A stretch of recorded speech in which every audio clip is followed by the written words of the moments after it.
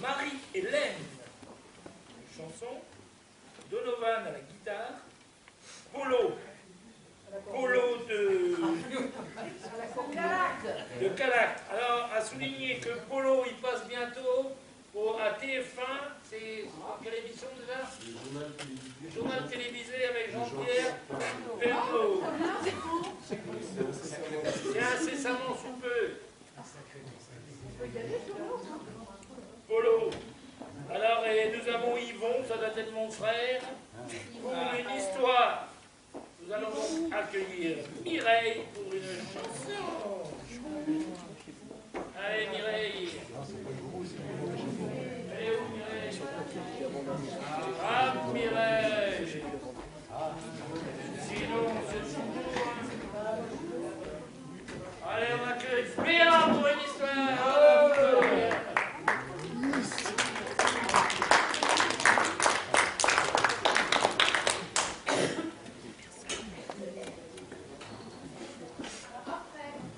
La révolte des collines de David Myriam. C'est un texte. Les collines sont endormies les unes sur les autres. En été, leur peau racornie est recouverte de verdure. Elles se tiennent chaud dans la froidure de l'hiver. Au printemps, elles frémissent sous le vent glacé qui les dépouillera l'automne. Sur leur corps assoupi, des maisons se plantent, des verrues, des prions, des sortes de menthes qui s'incrustent et se répandent le long des saisons. Pourtant, elles n'ont rien de religieux. Les habitations aux fenêtres toujours fermées s'approprient un morceau de colline vierge. Elles délimitent leur terrain violet par des murs et des clôtures épineuses. Les collines, sans amour, supportent l'outrage. Elles sont pour le partage.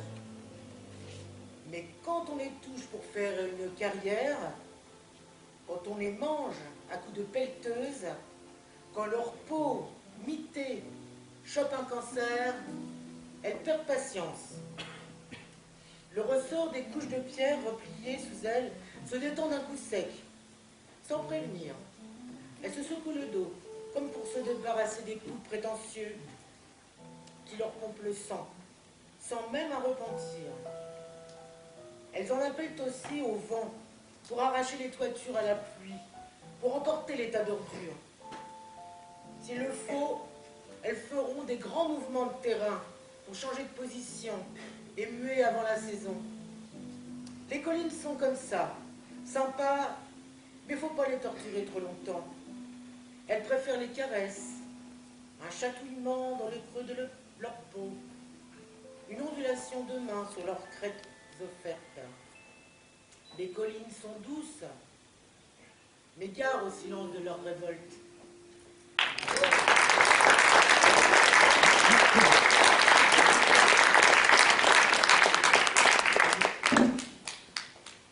Donc, Mireille pour une chanson.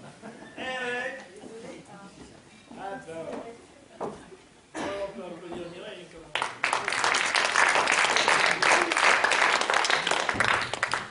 Et bien loin, bien du châtelet. Je vais vous chanter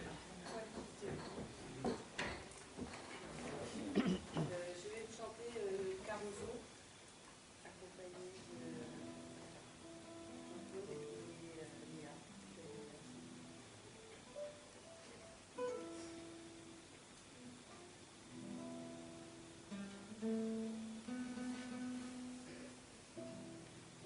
Qui dove il mare luccica e dove tira forte il vento,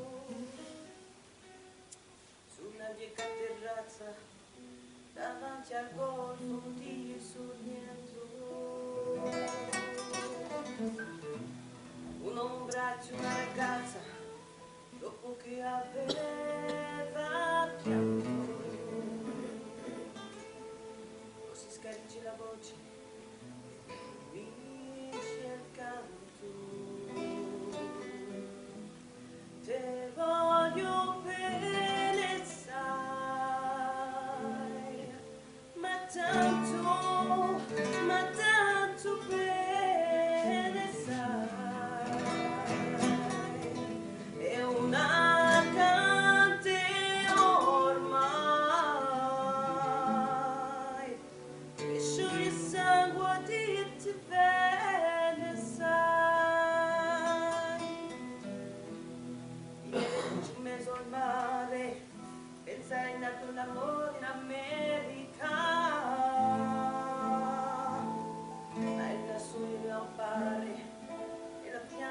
lucia d'un'erica. Senti dolore nella musica e si del pianoforte. Ma quando vide la luna uscire dalla nuvola è sempre più dolce anche la morte. Guardo negli occhi la ragazza che gli occhi verdi come il mare. Poi improvviso gli uscì una lacrima e lui crede di affogare. Te voglio bene, sai, ma tanto bene, sai, è una cante ormai, e sciogli sangue a dirti bene, sai, la potenza della lirica, dove ogni dramma un falso, che con il pubblico che la musica si pone e lui diventa un altro. Così la notte piccolo, anche la notte in America,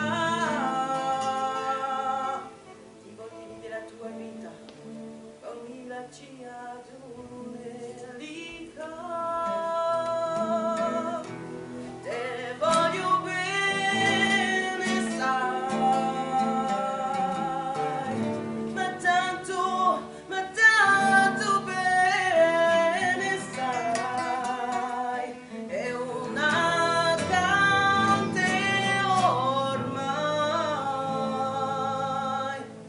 e sciogli sangue a dirti bene, sai, te voglio bene, sai, ma tanto bene, sai, una cante ormai, e sciogli sangue a dirti bene, sai, dirti bene, sai.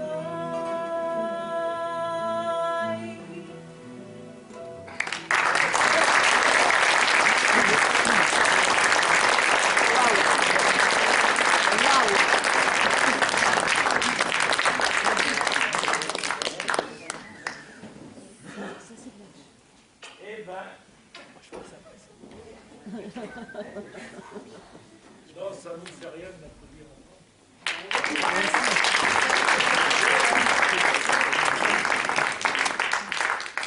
Et là, nous avons justement pour Marilène, qui est ma reine.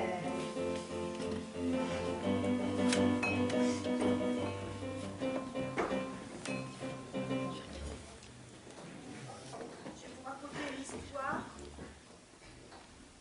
qui s'est passée à l'Anti. Il y a bien 50 ans de ça. Donc, comme dans toutes les communes, eh ben, la commune de l'Anti, elle avait pas des frais. Et comme on dit chez nous, il y avait des investissements à faire. Il fallait que tout le monde y mette du sien. Et il fallait que tout le monde paye ce qu'on appelle à ce tour des impôts. Tout le monde le faisait de plus ou moins bonne grâce, sauf la mère Clémence. Le maire de l'époque avait bien lui donner des délais, lui faire des facilités, rien n'y faisait. Elle voulait rien savoir et elle ne payait pas sa contribution. Le maire fut donc obligé de faire une saisie. Mais pas une saisie sur son salaire, elle ne travaillait pas. Donc il saisit son bouc. Le seul bien qu'il pouvait rapporter à la commune, puisque le bouc l'a officié toutes les chefs du pays. Le bouc devint donc un employé municipal. Ah, il avait chef marches de l'église jusqu'aux tombes. On va s'ennuyer pas du tout, à tourner toute la journée, la bête là. Et puis, par année de pénurie, le maire jugea que le bouc pouvait bien prendre un petit service. Et il fit publier par le garde champêtre que toute chèvre présentant des besoins et puis des attentions pouvait se rendre du côté de la mairie, là tout près, elle aurait été servie. Bah, la première chèvre arriva, une grande bichette, un poil long. Mais là-tu pas le bout, ce monsieur, il a dédaigna, et il continua à brouter. On lui présenta une deuxième chèvre, au poil roux, aucune réaction. Bah, il se dit alors dans l'antique que le bougla était moitié raciste. Alors on lui présenta une chèvre de la même couleur que lui. Il n'en fit qu'un encore. Ah ben, le maire, ben, il était bien enchiquiné, hein. Il avait assez de turlupinerie déjà avec sa mairie. Alors s'il fallait que le bouc s'en mêle, ça n'allait plus, hein. Alors, le bedeau, Jean-Marie et Oswald, le garde champêtre, ils étaient copains. Et puis, il n'y avait pas de secret en terre d'œil, hein. Et puis, ils se confiaient même leurs déboires conjugaux. Et puis, ils se dirent que, arrivé tout près de la retraite, une jeunette, c'était quand même bien pour vous mettre sur les rails de TV et pour faire de la grande vitesse, hein, avec tout son matelas. Donc, et bien sur ce, on présenta une jeune chèvre, une jolie, au bout de la clémence. Et bien, la jeune chèvre ne lui fit ni chaud ni frais.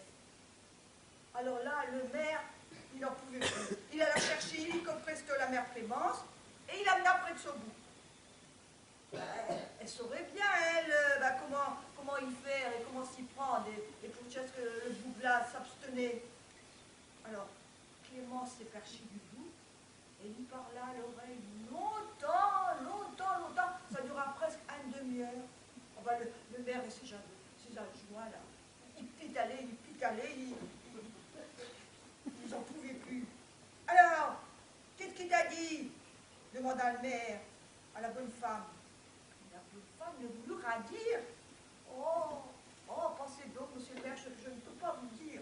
Ah, là, ça suffit, Clémence, hein. Dites-nous pour qu'est-ce qui me fera votre bout.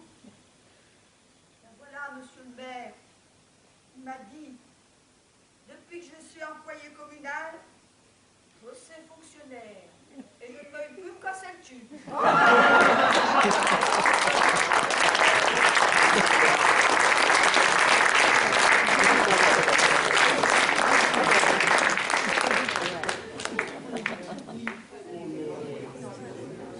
Pas mal. Alors là, on avait Marie-Hélène, et maintenant on va voir Marie-Hélène. Quelle est Marie-Hélène? Là. Elle est partie? Bah oui, c'est toi. Elle Elle est là. Où est-ce qu'elle est fourrée? Elle arrive. Ah, te veille ici, t'es.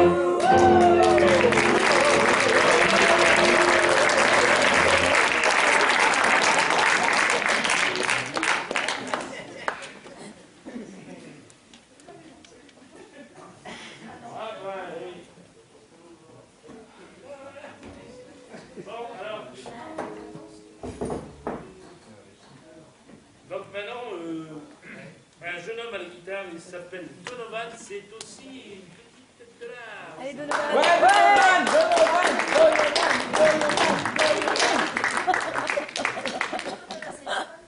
Ah ouais, Donovan a ses fans.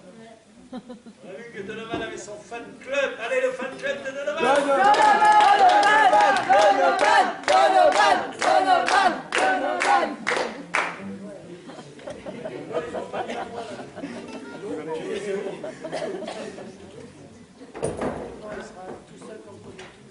Ouais.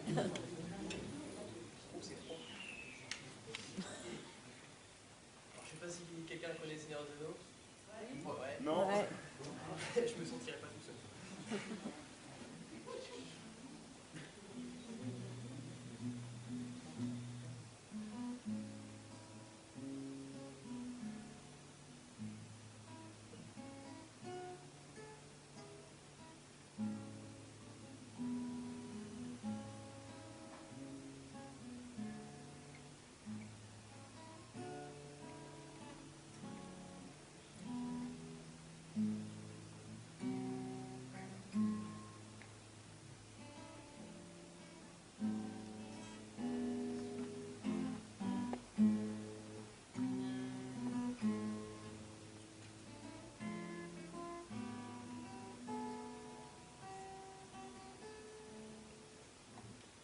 Voilà pour celui-là.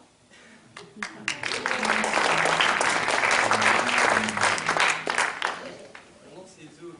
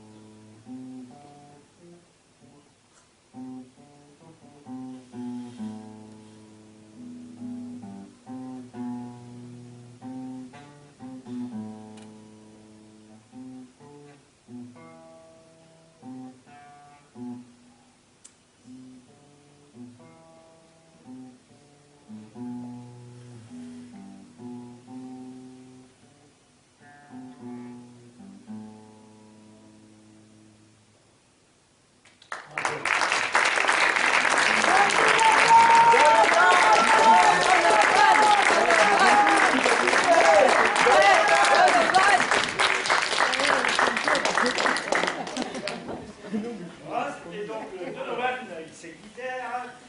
Et nous allons passer maintenant à la marche.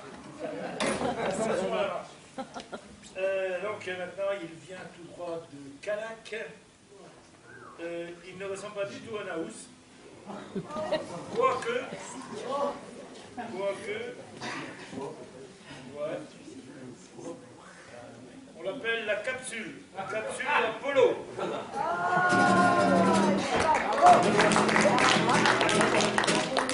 Et avant de démarrer mon sketch, j'ai une petite anecdote que j'ai dit tout à l'heure avec Bernadette. Je me suis auto-bloqué mon Facebook.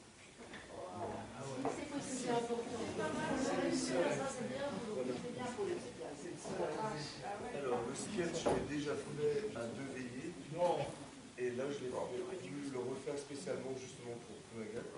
C'est L'eau ferrugineuse de Bourvil qui a été fait en 1950. Voilà. C'est L'eau ferrugineuse.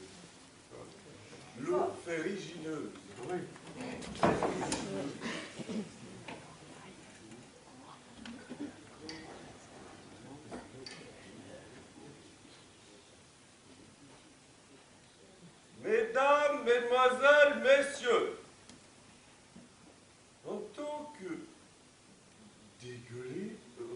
délégué de la Ligue anti-alcoolique, je vous parlerai de l'eau minérale, de l'eau ferrugineuse. L'eau ferrugineuse, comme son nom l'indique, contient du fer. Du fer. Et le dire, c'est bien, mais le faire, c'est mieux. L'alcool, non, mais l'eau ferrugineuse, oui. Je suis fier de faire à cheval sur le principe qu'une conférence contre l'alcool. L'alcool, non, mais l'eau farragineuse, oui. Et pourquoi y a-t-il du fer dans l'alcool? Dans l'eau farragineuse, parce que le fer a passé en passé, on ne peut pas le faire. L'eau, disais-je, l'eau, c'est parce qu'on a passé en passé sur le fer et le fer a dissous. Il a dissous le fer.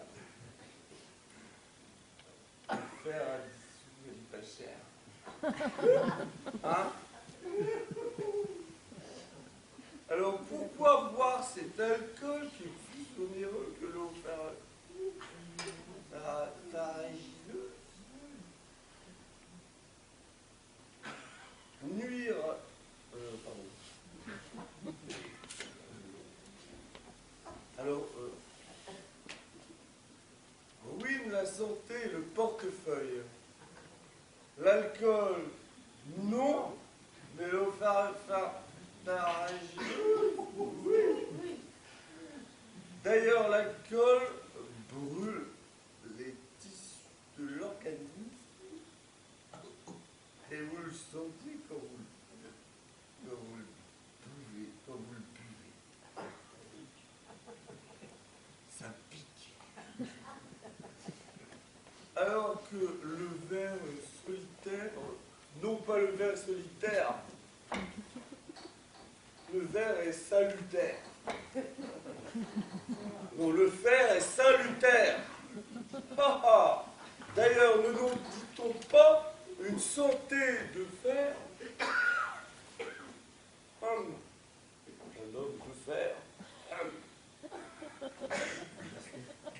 Un chemin de fer.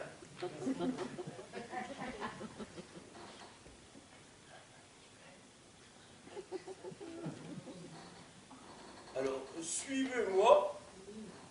Et comme disait mon grand frère, non, pas mon grand frère, mon grand frère, il faut vivre et pas s'en faire. Alors, l'alcool, Oui.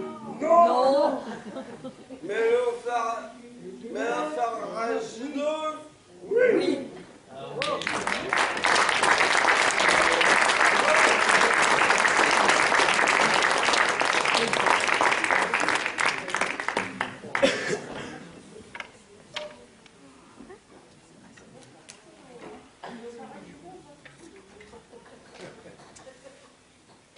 Ah oui, tiens, il s'appelle Yvon.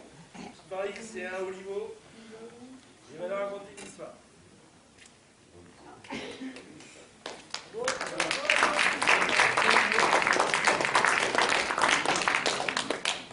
Alors, moi, je vais vous raconter une anecdote qui s'est passée dans la Bible.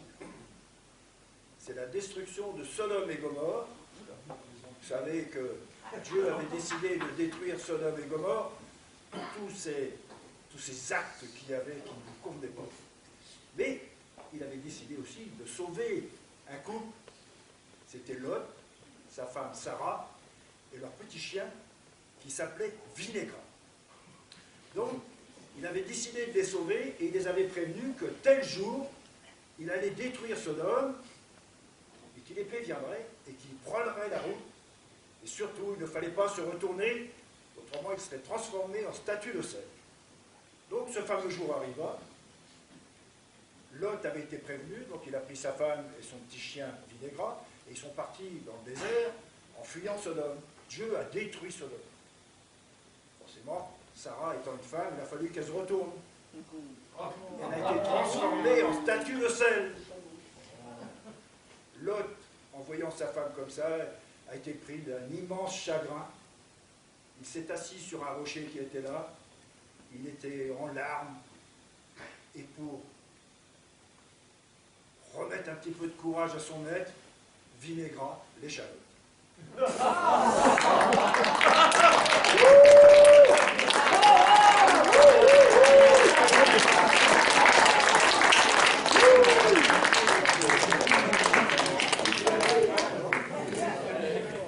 Amis de la poésie, bonsoir. Donc, ainsi se termine le 3e plateau.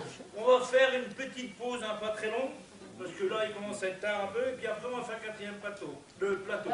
C'est Karine qui va vous le présenter. Donc voilà.